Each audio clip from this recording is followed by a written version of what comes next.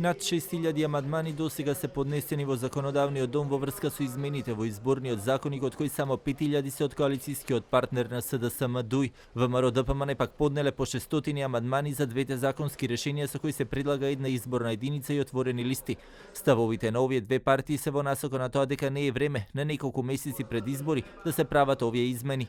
Значи, пратеничката група на Демократската унија за интеграција има поднесено скоро 5000 амандмани на предлог измените на избирачкиот законник, затоа што всушност сметаме дека процес на еднонасочно, еднострано менување на правилата на игра пред да започнат изборните процеси е опасен преседан. Не може нов изборен законник да се носи без согласност на најголемите релевантни политички партии и да се носи еден месец или 2 месеци пред избори. Пратеничката од Дом Лиле Поповска, која е пак една од подносителите на овие измени на изборниот законник на Собраниската комисија за политички систем, денеска реагираше зошто точката не е ставена на дневен ред, откако вчера на пленарната седница беше дадено зелено светло за тоа. На оваа комисија би требало да се разгледуваат двете измени на изборниот законник, кои што се 17 и 18 точка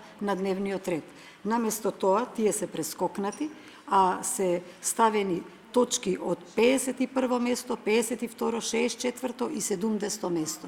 Дали е причина тоа што слушам дека некои поднеле илјадници амандмани и дали е точно воопшто дека е вистина такво нешто можно? Владеачката СДСМ па која исто така застана позади оваа иницијатива и денеска ги повика коалицијските партнери од ДУИ, но и опозицијската ВМРО ДПМН да ги повлечат амандманите и да не ги оспоруваат демократските процеси. Премиерот Заев пак оптимист дека на престојните избори ќе се настапи со нов изборен модел. Еве тука ќе стане првата конфронтација, можем да ја нава. Ние сме најавиле една изборна единица, ќе се бориме до крај.